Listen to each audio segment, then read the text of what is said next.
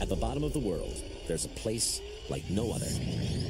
A stretch of shark-infested water along the coast of South Australia, where few dare to venture. A great white feeding ground that's teeming with some of the largest and deadliest sharks on the planet. But these waters are also home to $1 million bounty for those brave enough to tempt their fate.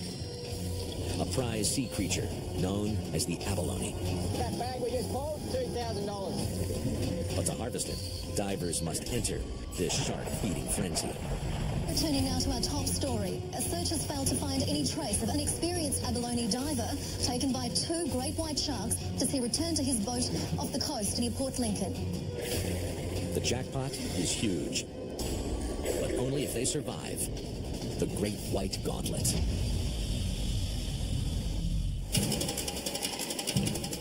Australia is home to the most fatal shark attacks in the world.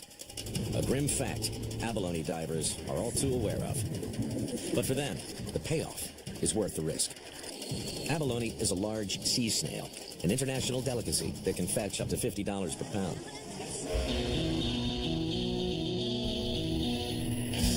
David Buckland, a.k.a. Bucky, has been abalone diving for 22 years and recently paid big money for his abalone license. It's good returns, so I decided to have a crack, put my neck on the line and go for it. Bucky, like all the crews around Port Lincoln, South Australia, is gearing up for the $35 million abalone season. A licensed owner can make almost $1 million in one season, and a hired hand diver can make $100,000. The winds drop out overnight, and hopefully the swell's down, and we should have a good day. Every day's an adventure. But the start of the abalone season also aligns with the great white breeding season in Australia, which brings even more sharks into this territory. And unfortunately for Bucky, he's not alone in his terrifying quest. With nearly 50 years' experience between them, quota owner Howard and his diver, Peter, form one of the most skilled teams in the business. We've been working together for 5 years, although I've known Howard for more than 20. It's easy, blood. I've tried to stop once, and I think I'll be in the fishing industry until I die. I think it's a buzz to do this job. But for Peter, after 25 years of hunting abalone, the job is starting to wear a little thin. I've been a passionate diver all my life, but this abalone game has affected my keenness as far as that goes, in a major way. Peter had a close encounter with a 12-foot great white shark in Western Australia 9 years earlier, so he knows the dangers of abalone diving. But he hopes it will be his ticket to an early retirement. I'll be 50 in 2 years' time, and hopefully I won't have to work full-time again, ever. On a good day, divers can net $10,000 of abalone. As Peter dreams of an early retirement, 12 miles east, Bucky is trying to turn his luck, despite poor weather conditions at sea.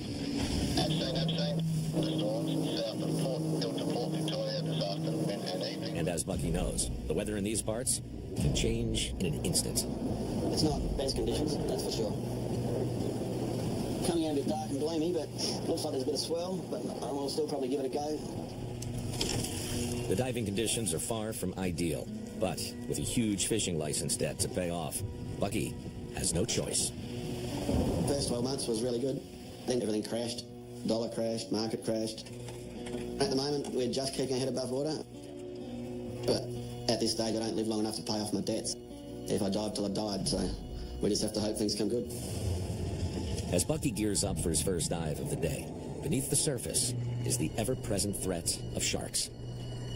In these coastal waters, they're known to have regular feeding habits, visiting the same area of ocean at the same time of year, every year. But one man's fear is another woman's fortune. Emma Forster, Bucky's partner, owns a local shark cage diving business that caters to shark-hungry tourists. A good day for me is to have a lot of sharks, and a good day for Bucky is to have none.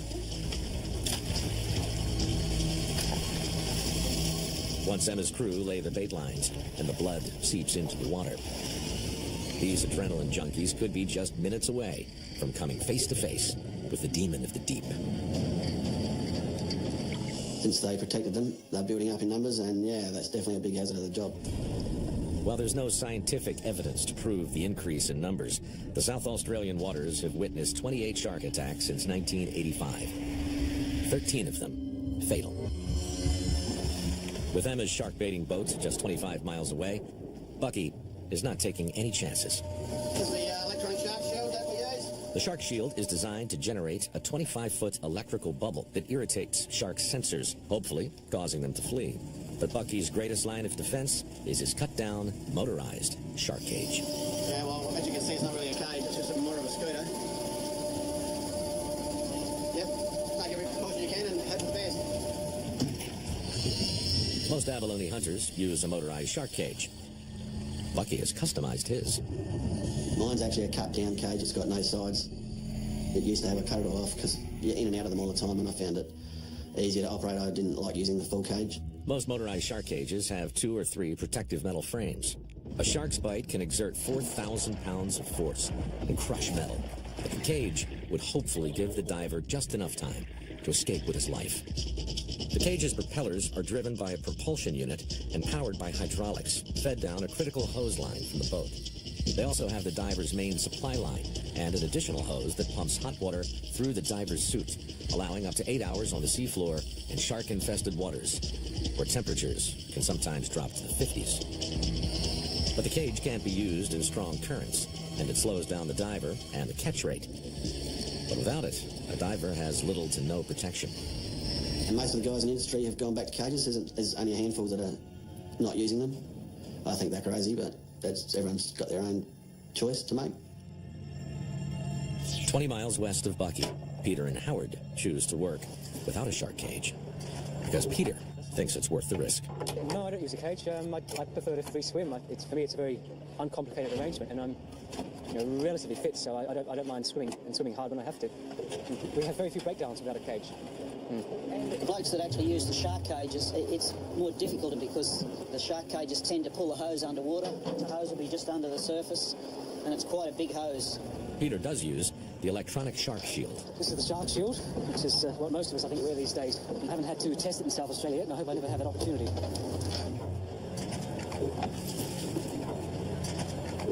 So shallow spot, this is about 4 meters to 9 or 10. The bottom does go deeper, but I don't think I'll have to go any further down than that. So this is ideal diving. But Peter knows the risk. There's always the shark factor in this part of the country. Great whites are known to attack their prey on the surface or in mid-water. This means the dive to and from the ocean floor is the most dangerous window for an abalone hunter. I leap over the side and hit the bottom as fast as I possibly can. But that's the only thing I fear down there, the only thing. Like great whites. I don't care about stingrays, bronze whalers, anything else. Just great whites. With no shark cage and no contact with Howard on the surface, Peter is now alone. And as divers know, it can all go horribly wrong in a heartbeat. 10 years ago this year, my brother was taken by a great white at Smoky Bay. Obviously, it was devastating. You couldn't believe it. And I nearly gave it up then. I don't think you'll stop any of those things when they're about to go and eat. Over the years, great whites have taken the lives of dozens of divers. And this season, that number will rise. In the coastal waters of South Australia, over $30 million of abalone shellfish are sitting on the ocean floor. But the great white breeding season is bringing sharks close to shore, putting abalone divers face to face with a deadly predator in order to catch their share of this lucrative sea snail. As the season begins, it's a mad rush to get in the water. While most crews are already out fishing, engine trouble has one team stranded at the dock. Dominic Henderson, also known as the Dominator, has been abalone diving for 15 years. As a diver for hire, he works for a quota owner, but he can earn around $100,000 per season for himself. So, if he can't get on the water today, he could be kissing thousands of dollars goodbye. The way to start, The worst nightmare is here. All right, I'll speak to you then. See you, mate. The Dominator is desperately trying to get another boat. So, he's putting his trust in a guy called Skin. If you look at Skin, you laugh. He'd wear the oldest clothes. He'd have a stubby in his hand at 4 o'clock in the afternoon. That's better. And you think, this guy, he's loose, he's wild. This wild man has been the Dominator's crewmate for the past 15 years. And he's gone out and found them a boat. But the Dominator was kind of hoping for a bigger boat. Today's weather is rough. The swells are coming out of nowhere. And Skin's anxious. Well, when you come out here, you're basically on your own. If you did up, you're going to wear it, so you've got to be on the ball. But the stronger the currents, the fatter the abalone, who benefit from the extra food brought their way.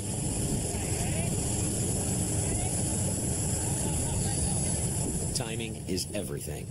It's crucial the Dominator land in the right spot.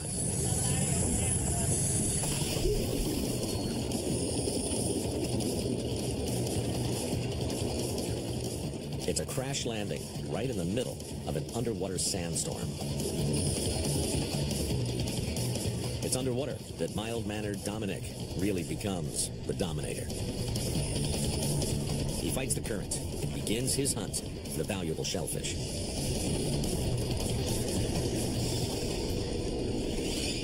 About 90 miles south of the Dominator and Skin are one of the most experienced crews, Peter and Howard. Peter knows the risks of the abalone game, but he's lured by the prospect of an abalone jackpot that could fund an early retirement. This 300-foot umbilical cord is Peter's lifeline, supplying breathing air from the boat. It really keeps you on your toes, keeping these propellers away from this hose. When the sun's on the water, it's hard to see the hose at times, and you get tired and it'll push the hose under the boat. It takes a fair bit of getting the knack of doing. One lapse of concentration by Howard could spell disaster.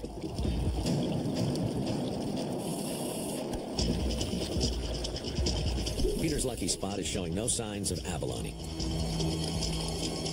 And each extra minute in the water increases the risk of an encounter with the ocean's deadliest predator.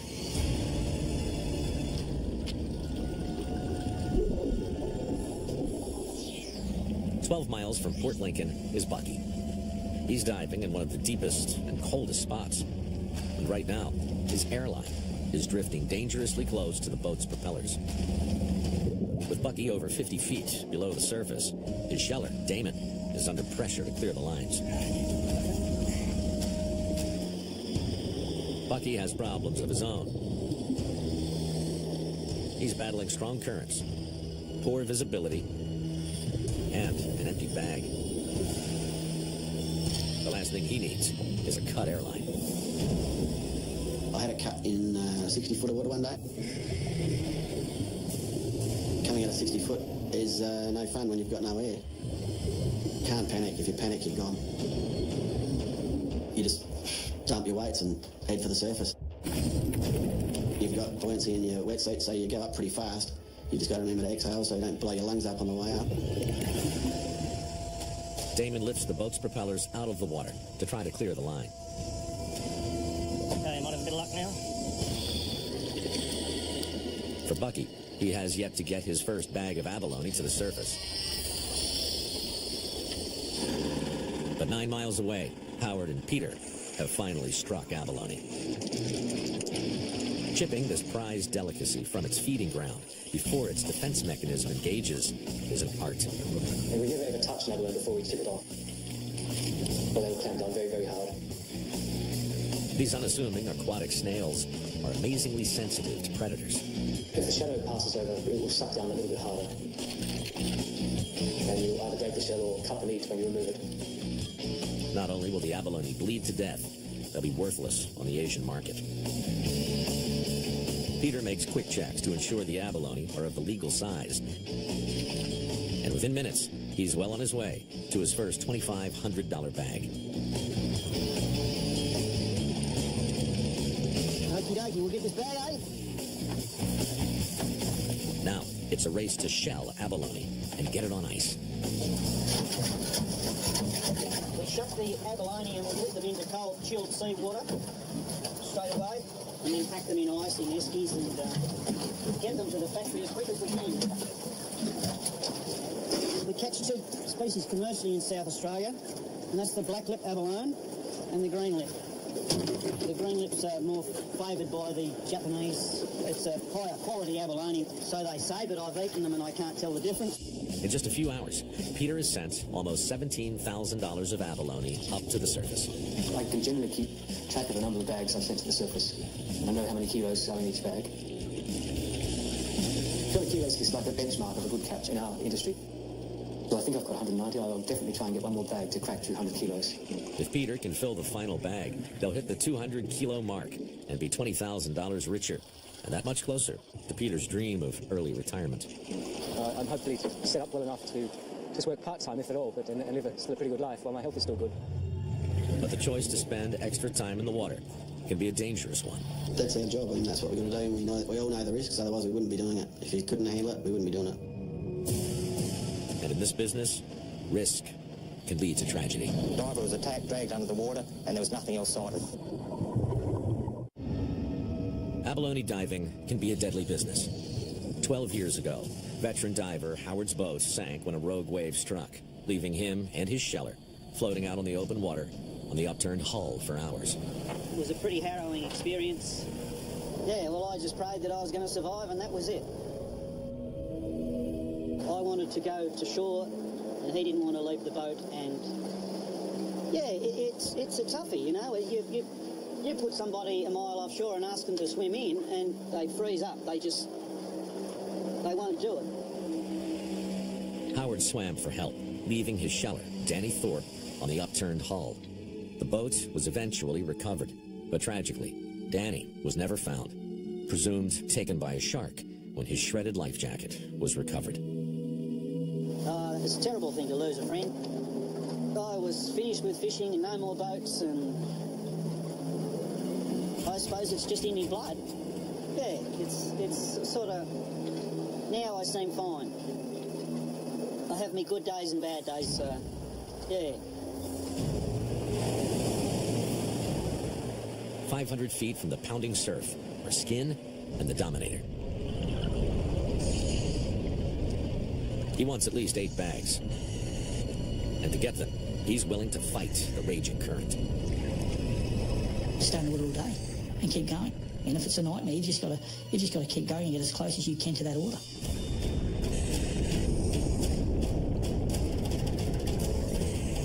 Topside, Skin has other plans. I'm pulling out when I think it's too wild. He do the same. I'm looking after his life on the bottom. He trusts me on the top to look after his life. Pulling hard on the air hose, Skin signals to the Dominator to get out of the treacherous currents. Normally the diver is sort of the boss because he's in the water and he calls the shots. But in this case, you know, I was more than happy for Skin to be in charge. He's been a surfer all his life, and he's been also an A-class fisherman all his life. So he just knows the ocean like the back of his hand. They end their day safe, but well short of the $20,000 catch they had wanted. Meanwhile, in the sheltered conditions of Thorny Passage, Peter and Howard reach their 200-kilo goal and are heading home too. Oh, bang good. Okay, let's go home. Yep. $20,000 of abalone in one day.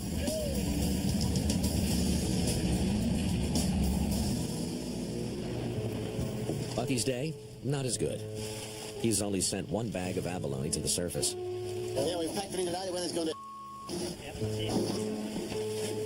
And 1 bag of abalone will only cover his fuel. Time to go home. Bucky is disappointed, but his partner, Emma, is just pleased to see him back on dry land. There's no better sound than the sound of his truck coming down the driveway at the end of the day. The loss of Bucky's brother to a great white still plays on both their minds. I know the loss of Paul had a big impact on Bucky. It would be horrific. And then to go out and put himself in that position every day, it's a lot of courage. It's another day in the multi-million-dollar abalone season, and the weather has finally improved. Dive teams are motoring out on the hunt for this precious sea snail.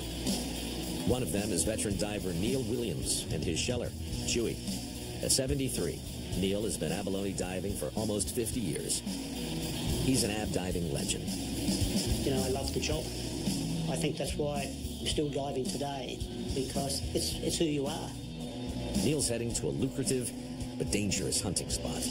And he's hoping the break in the weather will nail him a king catch. There's nothing I like better than being under the water. I feel it's where I belong. The heart rate drops. I'm content. Looking for abalone is a bit like a bloke looking for gold. Today, there may be only a small window of good weather to find that abalone gold. And Neil knows location is everything. This is where the diver's got to work. He's got to work from those rocks out to about here. And that's the most dangerous area in the whole ocean, is right up within 100 metres of the rocks. Because this is where the abalone are, and this is where we've got to be. Here at Cape Catastrophe, divers must face not just the dangerous currents, but the ever-present threat of sharks, or as they call them, white pointers. And Neil dives without the protection of a shark cage. I'm comfortable with doing it the way I know, and I prefer to just work it in the old manner, working without a cage even after coming face to face with a great white. Looked up and there was about 11-foot male white pointer just looking at me. It just turned and swam straight towards me, right up and stopped about 18 inches in front of my face. I'm looking at it and it's looking at me. All the sides of its skin started to wrinkle, and I thought, it's going to bite. It opened its mouth and it just bite, and I put the bag straight in its mouth. There was nothing else I could do. And it just mouthed on the bag, taking bite after bite. I felt the cut through my gloves, and it nearly took 2 fingers off. But I pushed it off and hammered at it with my abalone bar. And I'm still alive. I couldn't believe it. In the late 70s, Neil helped to develop the very protection he now chooses to do without. The shark cage. When we first started up, we were going into uncharted and unknown waters. But most times they would just swim in, come in close, probably 10 feet, 15 feet away, and circle around you. It wasn't until later on when Terry Manuel got taken. Ab diver Terry Manuel was surfacing near his boat when a great white attacked and severed his right leg. His sheller pulled him onto the deck, but it was already too late. He was the first diver to get taken here. That the divers realised how dangerous the industry really was and the risks we were taking. And another diver is about to face the same tragic end. In the shark-infested waters of South Australia, this dive team is risking their lives to hunt for abalone gold. And time is running out. Neil knows he needs to be quick. Diving without a shark cage is the gamble he's prepared to take to gather abalone faster and get out of the water sooner. But his approach weighs heavy on his sheller, Chewy, every time they dive. The last thing I want to do is tell one of their wives or girlfriends that, sorry, I didn't bring him home. When you run up against a white pointer, it's always the moment of truth. And when that happens, it's either going to be alive or dead in a few seconds, and that's all there is to it. About 25 miles away, at the Neptune Islands, Bucky's partner, Emma, is out on the water with her shark cage diving boat to lure the great whites in. And the tourists are about to get what they came for.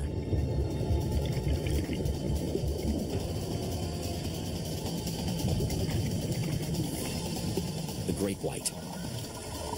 2 tons of finely tuned hunting machine, propelling 300 razor-sharp teeth at up to 25 miles an hour.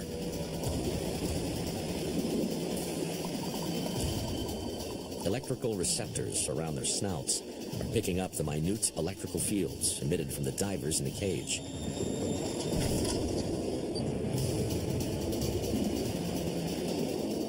Over the next hour, 8 sharks circle the cage.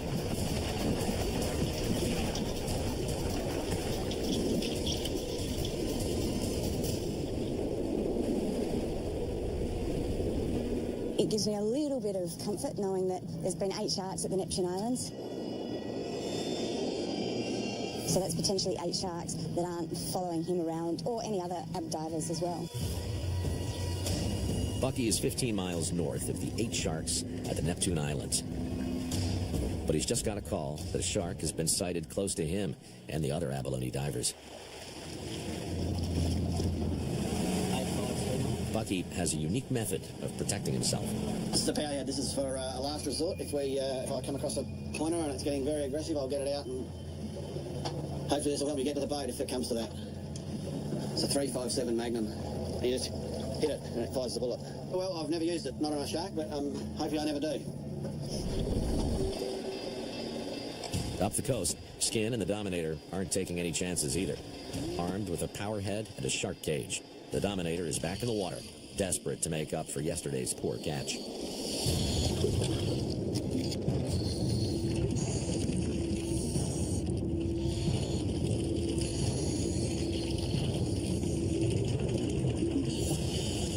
With the threat of sharks, the Dominator is on edge with every passing shadow. Then his sheller spots a sinister shape in the water. They may have a visitor, a man in a gray suit, as the locals call the predatory white pointer. The Dominator gets the fright of his life in the form of a bottlenose dolphin. When you're on the bottom, everything's silent. You know, you don't hear a seal come up from behind. You don't hear a dolphin. You don't hear anything. We've lost really good mates that have been taken by sharks. And that's what plays on your mind, especially when you're in their domain. Back at Cape Catastrophe, the swell is starting to climb.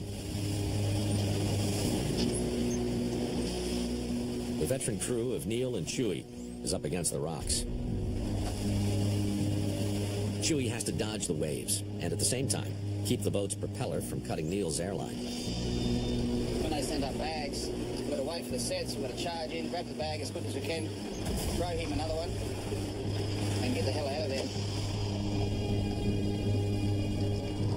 Beneath the surface, Neil is unaware of the conditions above. He has no communication with Chewy. He's focused on one thing, tracking abalone. And at 73, Neil is still considered one of the best in the game.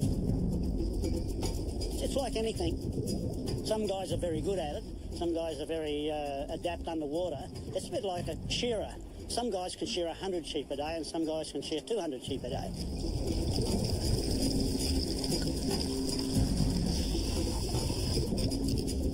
Neil's first bag of abalone is almost full. But topside, the weather worsens, and Chewy starts to get anxious. Can't be right on them all the time, especially in these conditions, but we just got to be ready to be there for them, so... Yeah, one slip up, he's gone. The sheller's got to drive the boat, he's got to fuel the compressor up, he's got to shell the abalone, wash them, pack them away in the bin. And if he happens to be doing one of those jobs when the diver's coming up, then the airline can come up under the boat, get around under the motors, and at the moment he puts it into gear. It's a concern shared by all the abalone divers. You just want to get up to the top because you've got no air, you know? And that's why, like today, most of the divers carry a couple of bottles of oxygen on board. I remember the first time Skin ever cut my air hose, and it was the calmest day of the year as well. 60, 70 foot of water.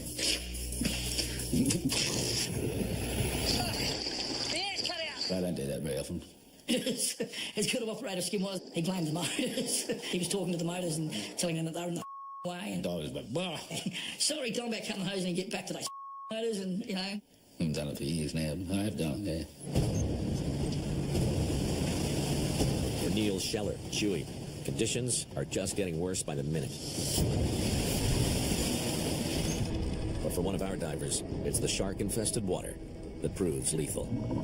A search has failed to find any trace of an experienced abalone diver taken by two great white sharks off the coast near Port Lincoln. The southern Australian coast. Abalone divers are on high alert as sharks have been sighted in the area. Over at Coffin Bay, for experienced crew Peter and Howard, the tension is also high. Within a 15-mile radius, there have been 2 shark sightings. Yeah, it's never a welcome sight, not at all. It's downright dangerous. In a small boat like this, it can be really, really dangerous. So you don't know if something's over your shoulder. Oh, it's just horrible. Right up on the quarter. There's a little Pebble Beach Bay just up here about 100 metres. I'm just jumping on the south end of that. Peter is unusually anxious. Somewhere about there, hard will do, I think, thanks. Just here, I don't want to go inside the bag, just outside, please. With 25 years' experience, Peter dives without a shark cage, confident his shark shield will protect him. That shark shield got a fresh battery in it? Yes, it has. Okay. Yeah, absolutely. You know, there's a tuna farm down around the corner. Is it really? Yeah. What, you mean about catastrophe? Yeah, out the other side of Williams Island. Peter knows all too well that sharks can be attracted to tuna farms. You don't know what's down there. Now, prior to jumping in anywhere on the coast in South Australia, there could be a great white there, but you don't know. It could be 20 metres away, but you don't know until you're actually in the water whether there's something down there that wants to eat you.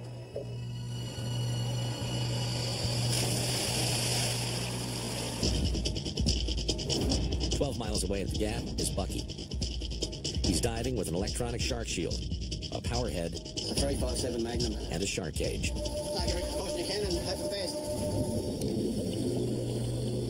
We're out in their environment, so we've got to wear that. And it's a hazard of the job. It's a big hazard, but it's a risk I'm prepared to take. On the surface, his sheller, Damon, has spotted trouble. There's a very good chance that this pod of sea lions will attract sharks. And Damon has no means of warning him. Bucky finally spots the sea lions, a foreboding warning of a shark's presence and their favorite meal. But he's determined to stay in the water until he fills the bag. It's in the back of your mind every day you go to work. You never know what's going to happen.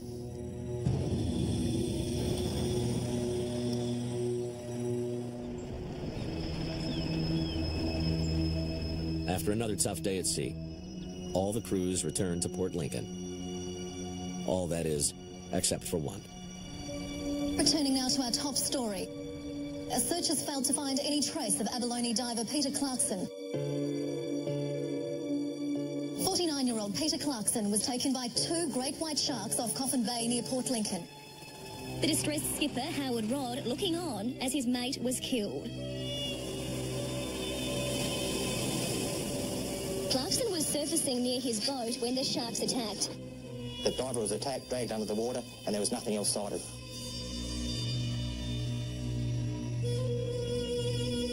The skipper watched in horror before rushing ashore to raise the alarm. Yeah, I don't like to think about it. It was so fast and just... That's it, you can't plan for anything like that. It's just... We've done it for so long, you know, you think you're invincible, but...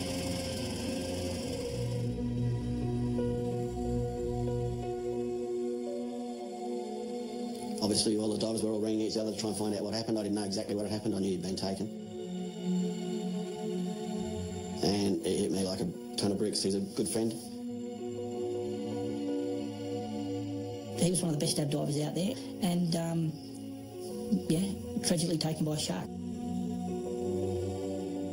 Despite an extensive search, Peter's body was never found.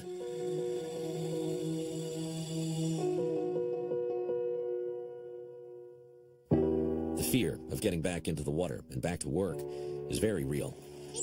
When you have kids and when you walk out the door in the morning and it's like, I love you, Dad, you know, you remember that all day as well, so you tend to try to cut the risks. But ultimately, at the end of the day, you can't do much about, you know, when you're in their domain. All the memories of my brother flooded back. I stayed out of the water again for another 6 weeks, I suppose, before I got back in. Then I decided, those things are not going to beat me. I'll get back in. I like it too much. Despite a tragic blow to the season, the South Australian abalone hunt continues. Every day is an adventure. You never know what's going to happen. It's a hell of a job, and it takes a hell of a man to do it. And the crews will battle the extreme elements and the risk of sharks to bring their quotas home. They'll face their worst fear, knowing that every day could be their last.